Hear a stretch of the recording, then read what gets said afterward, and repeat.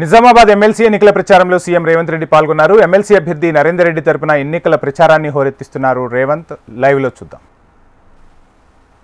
బండి సంజయ్ అంటుండు బీసీలను మైనార్టీలను తెచ్చి బీసీలలో ఎట్లా కలుపుతారని. నేను సూటికి వేదిక మీద నుంచి బండి సంజయ్ గారికి కిషన్ రెడ్డి గారికి నేను సవాల్ విసురుతున్నా.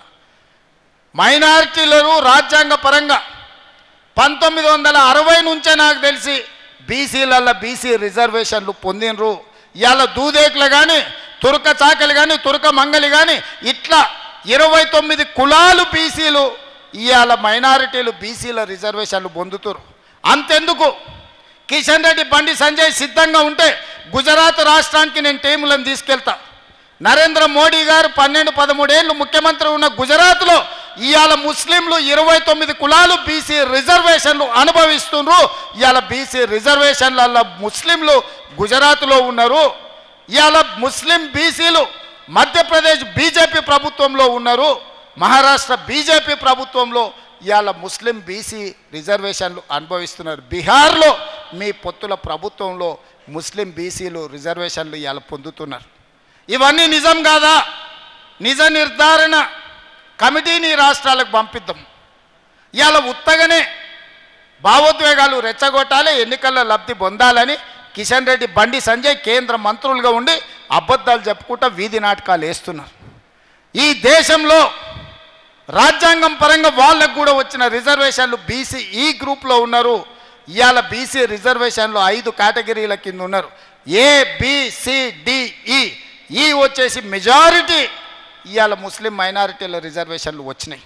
దూదేకులు బీసీ బి గ్రూప్లు ఉన్నారు. ఇది నేను ఇచ్చింది కాదు, డాక్టర్ బాబాసాహెబ్ అంబేద్కర్ ఇచ్చిన రిజర్వేషన్ల నుంచి దూదేకుల వాళ్ళు ఇవాళ బీసీ బి రిజర్వేషన్లు ఉన్నారు. ఇవన్నీ రేవంత్ రెడ్డి నిన్నమన్న తెచ్చినాయి కాదు. నేను ఎవరిని ఎందులో నేర్చలే. ఎవరు ఎందులో ఉండరో రాజ్యాంగం పరంగా ఎవరెవరికి అధికారం వచ్చిందో వాళ్ళు లెక్కలు కట్టి లెక్కలు మాత్రమే నేను చెప్పిన. నేను ఎవరిని ఓసీలు ఉన్నోళ్ళని బీసీలు వేయలే, బీసీలు ఉన్నోళ్ళని ఎస్సీలలో వేయలే, ఎస్సీలు ఉన్నోళ్ళని ఎస్టీలలో వేయలే, వీళ్ళందరినీ తీసుకొచ్చి ఓసీలలో కలపలే. ఉన్నోళ్ళు ఉన్నట్టు వివరాలు ఇచ్చినోళ్ళు ఇచ్చినట్టు లెక్క కట్టి ఈ రాష్ట్రంలో జనాభా ఇంత ఉన్నారని 100 ఏళ్ల నుంచి బలహీన వర్గాలు మా లెక్క ఎంతో మాకు చెప్పండి అని అడుగుతుంటే ఆ సమస్యకు నేను పరిష్కారం చూపించిన. అందుకే ఇవాళ మా బలహీన వర్గాల సోదరులు నేను అడుగుతున్నా, మీరు గుండెల మీద చెయ్యి పెట్టుకొని ఆలోచన చేయండి. 100 ఏళ్ల మీ సమస్యకు రేవంత్ రెడ్డి పరిష్కారం చూపించి 1 సంవత్సరంలోనే మీ కులగణన చేసి మీ ఆత్మగౌరవాన్ని నిలబెట్టుంటే మీరు నాకు ఓటేయండి. మీ ఆత్మగౌరవం నేను నిలబెట్టలేదు, మీకు నష్టం చేసిన అంటే మీరు ఎవరికి ఓటేసుకున్నా పర్వాలేదు అని చెప్పి నేను నిజామాబాద్ వేదిక నుంచి మిమ్మల్ని అడుగుతున్న మిత్రులారా. ఇవాళ మా మాదిగ ఉపకులాల సోదరులు మా డాక్టర్ లక్ష్మీకాంతరావు గారి నుంచి ఇక్కడ ఉన్నారు. చాలామంది మా దళిత సోదరులు వేదిక మీద ఉన్నారు, ఎమ్మెల్యేలుగా ఎమ్మెల్సీలుగా రకరకాల హోదాలలో. ఇవాళ నేను అడుగుతున్న 30 ఏళ్ల నుంచి మీరు కొట్లాడని రోజు లేదు, మీరు త్యాగం చేయని రోజు లేదు. మీరు ఇన్ని కొట్లాడి గల్లీ నుంచి ఢిల్లీ వరకు కొట్లాడారు. మోడీని మీ కృష్ణమాదిగ కౌగిలించుకున్నాడు, మోడీ కృష్ణమాదిగ ముద్దు పెట్టిండు, కానీ మీ లెక్క చెప్పినాడే వర్గీకరణ చేసిండా? ఇవాళ నేను అడుగుతున్న మా మాదిగ ఉపకులాల సోదరులను 30 ఏళ్ళ మీ సమస్యను మాదిగ ఉపకులాల వర్గీకరణ చేసి లెక్క కట్టి ఎవరికి ఎంత ఇవ్వాలో అంత చట్టం చేసి మంత్రివర్గంలో ఆమోదిస్తే ఇవాళ మా మాదిగ సోదరులు మాదిగ ఉపకులాలు కొంతమందికి కష్టం ఉండొచ్చు, కొంతమందికి నష్టం ఉండొచ్చు, కొంతమందికి ఇష్టం ఉండొచ్చు, కానీ సుప్రీంకోర్టు ఇచ్చిన జడ్జిమెంట్ ప్రకారం ఎస్సీ ఉపకులాల వర్గీకరణ చేసింది నేను కాదా?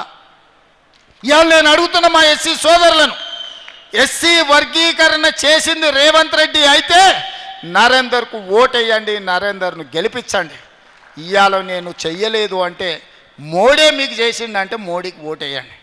12 ఏళ్ళు ప్రధానమంత్రిగా ఉన్న నరేంద్ర మోడీ కృష్ణమాదిగను కౌగిలించుకున్నాడు, కానీ మీ వర్గీకరణ సమస్యకు పరిష్కారం చూపించిండా అని నేను అడుగుతున్నా. మరి సమస్యకు పరిష్కారం చూపించిన నా వైపు నిలబడతారా, మీ సమస్యను జటిలం చేసిన బీజేపీ వైపు నిలబడతారా? మీరు ఆలోచన చేయండి అని మా మాదిగ సోదరులు ఉపకులాల సోదరులను మా దళిత సోదరులను నేను అడుగుతున్నా. మిత్రులారా, ఇవాళ ఆలోచన చేయండి. 10 నెలల్లో నేను చేసిన పనులను మీరు లెక్క కట్టండి. 12 ఏళ్ళు నరేంద్ర మోడీ పరిపాలనను, 10 ఏళ్ళు చంద్రశేఖరరావు పరిపాలనను మీరు అంచనా వేయండి.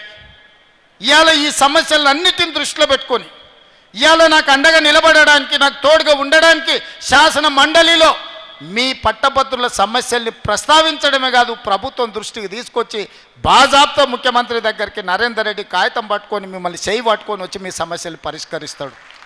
ఇవాళ మీ చేయి పట్టుకొని మీ సమస్యలు పరిష్కరించేటోడు మీ ఎమ్మెల్సీ కావాలన్నా, మీరు ఓటేసిన తర్వాత దొంగకు దొరకకుండా తుపాకీ గుండుకు అందకుండా పోయేటోడు మీకు ఎమ్మెల్సీ కావాలన్నా మీరు ఆలోచన చేయండి మిత్రులారా. ఇవాళ మీరు ఆలోచన చేయండి. ఈ ఓట్లు ఆషామాషి ఓట్లు కాదు. ఒక ఎమ్మెల్సీ గెలుపు ఓటమితోని, ఎమ్మెల్సీలతోని ప్రభుత్వం మనగడికి ఏం ప్రమాదం లేదు. నరేందర్ గెలిచినా గెలవకపోయినా నా ప్రభుత్వానికి వచ్చిన ప్రమాదం ఏం లేదు. కానీ నరేందర్ రెడ్డి ఓడిపోతే మీ సమస్యలు పరిష్కరించేవాడు, మీ తరఫున మాట్లాడేవాడు, మీ తరఫున ఈ ప్రభుత్వంతో చర్చించేవాడు లేకుండా పోతాడు.